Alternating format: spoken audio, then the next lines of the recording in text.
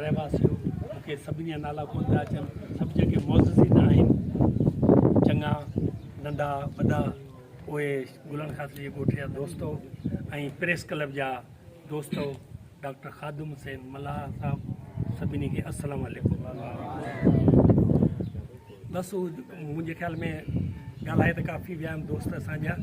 मुंहिंजो अर्ज़ु इहो हो त इहे वाक़ई सही थो चए साईं ख़ालिद धारे जो आहे, उन जी मार्फत हिकु ॿ दोस्त मूं वटि आया चवंदा असां त ॾाढी ज़्यादती आहे, पाणी पीअण जो त ठहियो पर ॿनियूं बि सुकी वियूं आहिनि, 20 सालनि खां असीं बदहाल थिया पिया आहियूं ऐं रोज़ी रिस्क जो अचे सुवालु थियो आहे ऐं पीअण लाइ त पाणी कोन्हे, लाइ किथां था आणियूं। मुंहिंजो अलाह चङी कंदो, अलाह को साहिबुल असबाब आहे, किथां असबाब पैदा ज़रूरु कंदो, पोइ असांजे मन में मिली असां चवंदा कराए ॾींदासीं। पोइ उन ते जदोजहद कईसीं, पोइ फयाज़ सहते खे ऐं सोलर वारनि खे इन्हनि खे वञी विज़िट लाइ चयोसीं, आया विज़िट करे विया हिते, ॾिठो त वाक़ई पाणी जेको त 4,500 TDS आहे, जेको तमामु हाञेकार पाणी आहे। छो जो हिन मां ॿियूं त घणियूं बीमारियूं पर 3-4 बीमारियूं जेके आम हिन जेके कड़े पाणी मां थींदियूं आहिनि, पहिरियों त ब्लड प्रेशर थींदो, छो त हुन में नमकियात ज़्यादा आहे, माण्हू जेतिरो पीअंदो नमकियात वधंदी त ब्लड प्रेशर वधंदो। ॿियो सभ खां वधीक जेको त मैदे जूं बीमारियूं जंहिंखे चइबो आहे साड़, मैदे जो साड़ थिए त छो त इहो कड़ो पाणी पीजो त उन में मैदे जी तकलीफ़ थींदी। टियों ॿारनि में दस्त उल्टियूं। चौथी जेका असां हेपेटाइटिस थींदी पर उहा C न, हेपेटाइटिस B थींदी, छो त उहा साई अहिड़ी हूंदी जेका छॾे वेंदी पर इन पाणी जे करे थींदी।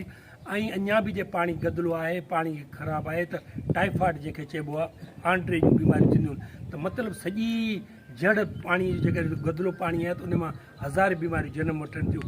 ऐं तंदुरुस्ती हिकु नेमत आहे, अलाह जी तरफ़ां ज़िंदगी हिकिड़ो दफ़ो मिलंदी आहे, उन खे माण्हू नेमत करे सम्झे। पोइ अलाह जो नालो वठी शुरू कयोसीं ऐं अॼु तव्हांजे साम्हूं अल्हम्दुलिल्लाह इहो प्लांट तयारु थी वियो आहे, पाणी बि पीअण जे क़ाबिल आहे।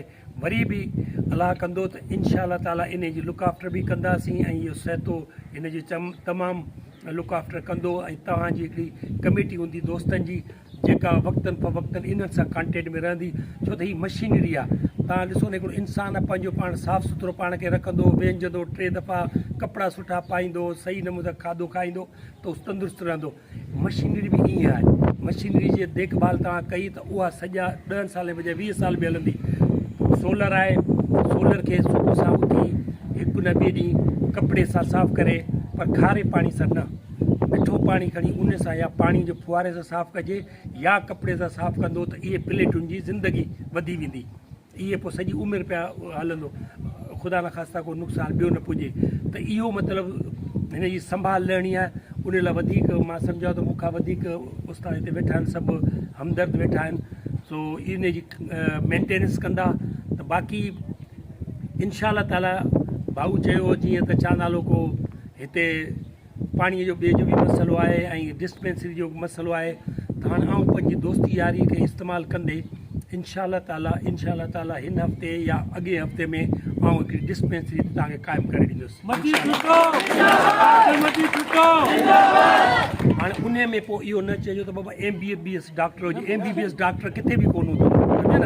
इहे डिस्पेंसरियूं असांजूं गवर्नमेंट, मां पाण DHO रहियां, इहे डिस्पेंसर हलाईंदा आहिनि, त उहो सुठो डिस्पेंसर तव्हांखे ॾिबो। या को तव्हां वटि ॻोठ जो को अहिड़ो डिस्पेंसर आहे, उहो चओ त ॻोठ जो वाक़िफ़ या ॿियो त उहो चओ त उन जी आउं पोस्टिंग कराए ॾियां हिते ऐं दवाऊं बि वठाए ॾियां। जेकॾहिं तव्हांजो आहे, जे न त आउं DHO खे चई उते इनशा इन खे चइबो एक्सपेरिमेंटल डिस्पेंसरी, उहा आउं तव्हांखे खोलाए ॾींदुसि। त इहे डिस्पेंसरी काफ़ी आहिनि, ड्रिप लॻाइण, सुयूं, बीमारियूं, बुखार सभिनी आहे।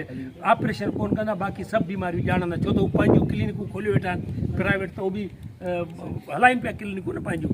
त इनशा अल्लाह ताला उहो बि तव्हांखे कराए ॾिबो। वरी नंढो वॾो को कमु हूंदो त इनशा अल्लाह ताला आउं तव्हांखां परे कोन्हे, आउं कराइण जो माण्हू आहियां। प्रेस क्लब जे सरपरस्त मोहतरम नूर सिंह साहब, मुंहिंजा मोहतरम ॿिया दोस्तो, हिन ॻोठ जा ॻोठाणो, अस्सलाम वालेकुम रहमतुल्लाह। सभु खां इन करे थोराए थो आहियां, बेसिकली मुंहिंजो बि तालके शदाबतो सां तालुक़ु आहे ऐं सिर्फ़ु ॻोठाणा माण्हू आहिनि। ऐं हिन ॻोठ जे माण्हुनि जे पीअण जे पाणी जी तकलीफ़ ॿुधी डॉक्टर साहब जी टीम फयाज़ सहते जगवाणी में जेकी डॉक्टर साहब सां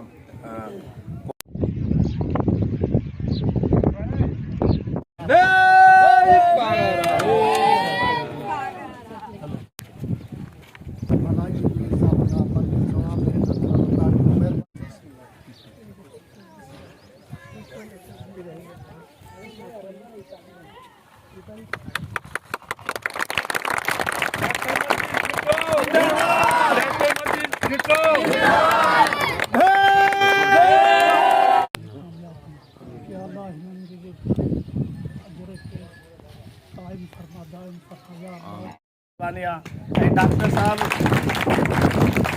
नमूने अस्पताल जो मैनेज मरीजन के सहूलत मुहैया कयूं वरी पाण माण्हुनि जे दुआनि सां मरीजनि जे दुआनि सां आला दर्जे ते पहुता DG सिंध जा रहिया ऐं तमामु उन उहिदे ते रही सिंध जे माण्हुनि जी ग़रीब माण्हुनि जी मरीज़ माण्हुनि जी तमामु घणी उन्हनि ख़िदमत कई उन लाइ डॉक्टर जसूदुल लाहिड़े ऐं शाबस जे अहिड़नि माण्हुनि खे पंहिंजो वक़्तु कढी पंहिंजी माली जानी मदद